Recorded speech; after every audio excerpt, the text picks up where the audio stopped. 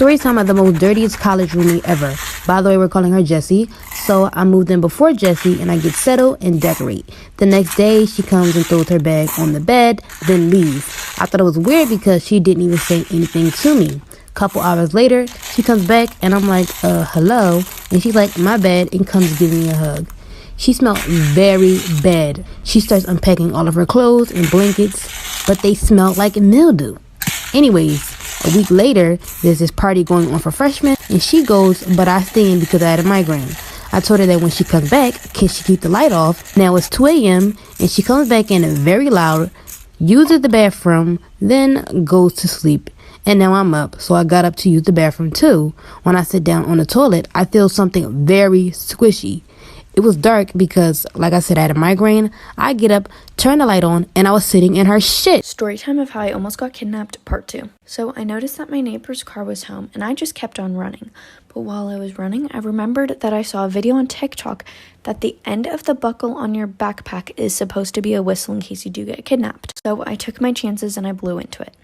I was able to catch my neighbor's attention, and she came running outside with a fork. The man got in his car and started to drive away, but thankfully my neighbor got a picture of his license plate and he got caught. I grew up in a very warm and loving environment, but from what I was told, I was lucky.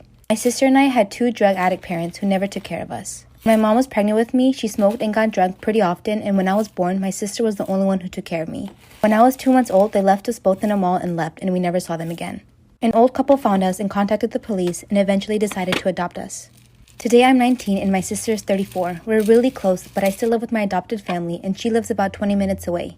So a couple of months ago, a friend and I took a DNA test, and that's how I found out I have an aunt in the system. I immediately reached out to her and we agreed to meet in person, all without telling my sister a thing. We tried to figure things out, so I asked her if she has a brother or sister, and she told me that when she was 13, her older sister got pregnant while being drunk with her junkie boyfriend, and a month after giving birth, she ran away with the baby after some pretty intensive fights with their parents. I never found her, but stopped looking after a year and a half. When I saw the picture, I knew it was. My husband and I were expecting our first daughter, and he suggested the name Tiffany, and I fell in love. When I asked what made him pick it, he said he saw it in a movie. I didn't think much of it, and so a couple weeks later, I called my sister-in-law to let her know we're going to name our daughter Tiffany. She was super surprised because she said she never wanted to name her child after her husband's high school girlfriend. I was really confused, but then she told me that they were together from sophomore year of high school to junior year of college. I knew he had a long-term relationship, but I never knew the girl's name. After hanging up, I confronted my husband, and he tried blowing it off at first, but eventually admitted that it was true.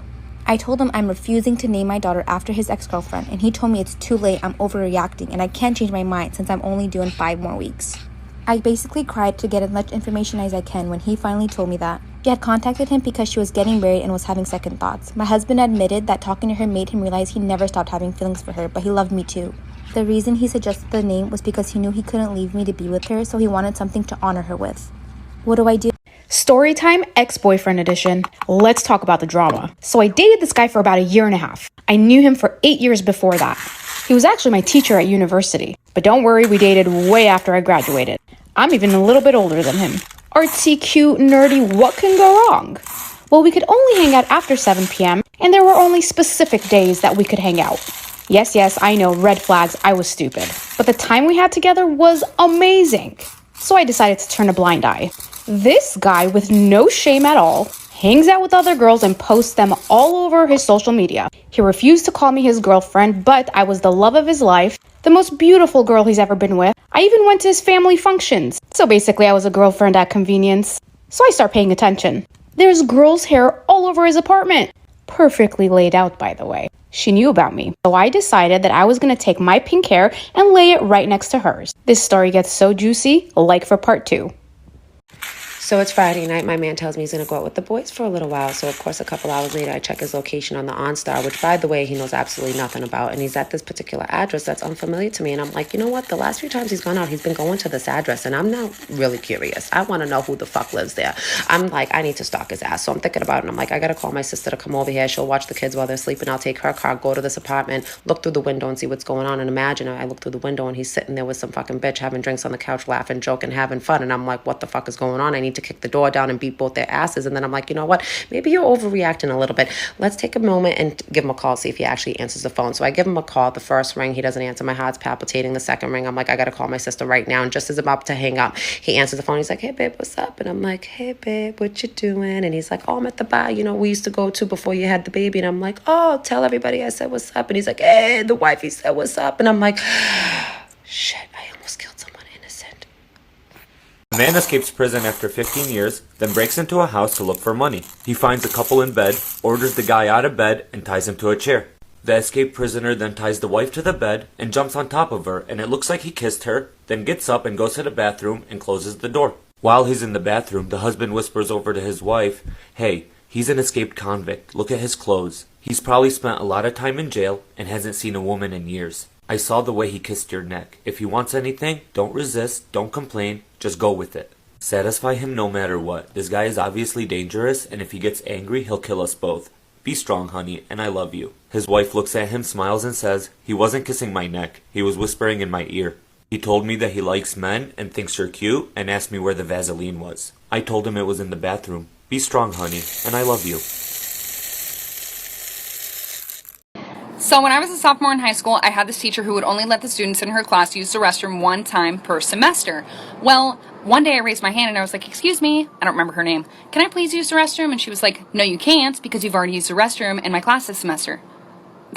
Well, excuse me, you can't dictate my bladder. So I'm like all frustrated, and I started secretly texting my mom because I wasn't allowed to use my phone in class. And I was like, Mom, I'm sitting in class right now. My teacher won't let me use the restroom. And she was like, I'll take care of it for you. And I was like, okay. So like 5 minutes goes by, and all of a sudden my teacher's phone starts ringing. And she walks up to it and answers it, and she's like, hello? Yeah. Okay, thank you. And then she walks up to me like so angry, and she like slams the pass on my desk, and she was like, since you have to go that bad. And I was like, yeah, I really do, thanks. And I got up and left. I didn't even have to go to the bathroom. It was just the principle of it. I just roamed the halls. When my daughter was born, she had dark skin and looked like her parents could be of African descent. My husband was furious and accused me of cheating and left right then and there. He told everyone on both sides of the family what happened and wanted a divorce. Then his friends and families all called me to say how upset they were and called me really nasty names. My mother was by my side the entire time as I kept professing my innocence. He refused to pick me up from the hospital, threw myself out on the lawn, and changed the locks. When my sister called to get the baby stuff, he texted her a picture of a bare nursery room and said he got rid of everything. He even destroyed my art studio. Eventually, he agreed to do a paternity test, and he was 100% the father. No one could believe this, so we did it again, and he was the dad. One of his cousins did the ancestry thing and found out there was 30% of African in their family. This made Jim's paternal great-grandmother admit to having an affair around the same time Jim's grandfather was born, and because he could pass as hers, she just assumed her husband was the father. Since then, he's been reaching out and everyone has come to apologize. I told him I needed time and he asked to see the baby, and I let him, but I'm too afraid to physically hand her to him. I've never cheated and have been 100% innocent all this time. Am I the asshole for not wanting to give him a second chance? When I was 27, my boyfriend proposed to me. We both have stable jobs and decided to plan the wedding immediately. Around the same time, my brother proposed to his 24-year-old girlfriend, and they started planning for the wedding as well. One day, my future sister-in-law called me to see if we can go over wedding planning. That's when she told me if I could get married in the afternoon and that she could get married an hour or two later, and then we share the reception. She said it'd become a great way for us to become sisters, and that this will mean the world to my brother. In reality, I know that they aren't financially well off, and she wants the fancy wedding without the fancy wedding price tag. I didn't really know what to say, but I told her that's mine and my fiance's wedding. We planned it for us and we want it to be about us. She exploded in anger and said I wouldn't understand how hurtful it is to see the amazing wedding that I'm planning and know that she couldn't have something like that. I told her I waited to get married so that I could afford the wedding I wanted. And she said she wants to get married before she's old and dried up like some people. She called me heartless and a selfish bitch. I stormed off and my brother called me a few days later. He asked if I could please reconsider. I told him I didn't want to share my wedding day and I wasn't sure if I even wanted his fiance there. I had a girlfriend in college who got pregnant at 19 and I was 20. I freaked out and wrongly blamed her for everything and said there was no way I wanted to be a dad. I signed over all my rights and I haven't seen her since. I'm now 30, but I had an accident a few years ago that has made it impossible for me to father any children. This was a hard blow to my wife, and our marriage has struggled as I'm not willing to adopt, but she wants children.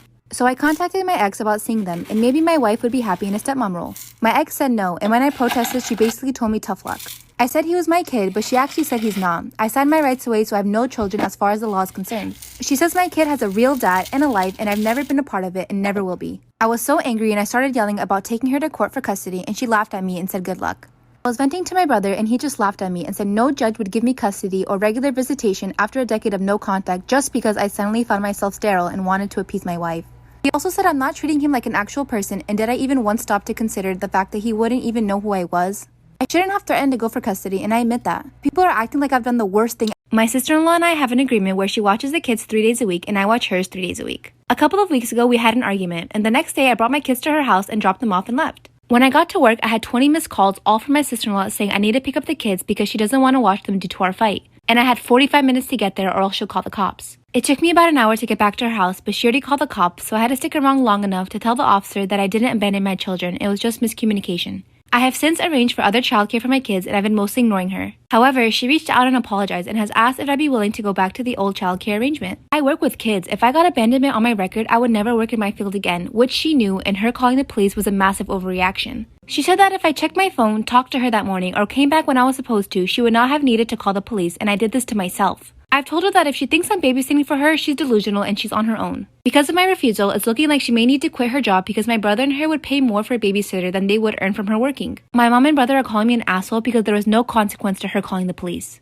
Story time about the girl who was absolutely obsessed with me in high school. So it was my junior year in high school, and I'm just going to tell you guys the first story of how I knew that she was absolutely obsessed with me and wanted to be me. Well, I had been dating this guy for like a month, and I sent him nudes. Well, my nudes got spread around the school, and everybody knew they were mine until this one girl, and we're going to call her Addie, started saying that they were hers. I guess one of my friends was talking about it in class and they were like, OMG, did you hear that her nudes got leaked? AKA mine. And Addie was sitting at the same table and she said, no, those are my nudes. And at first I thought this girl was just trying to be nice. I was like, oh, well, that's nice of her, you know. Like maybe she's just trying to say that so that way nobody will bully me, I guess. Well, the one day I texted her about it. And I was like, hey, like, you don't have to do that. It's fine. I'll take responsibility for it. I did it. And she was like, what are you talking about? Those are my nudes. Like for part 2.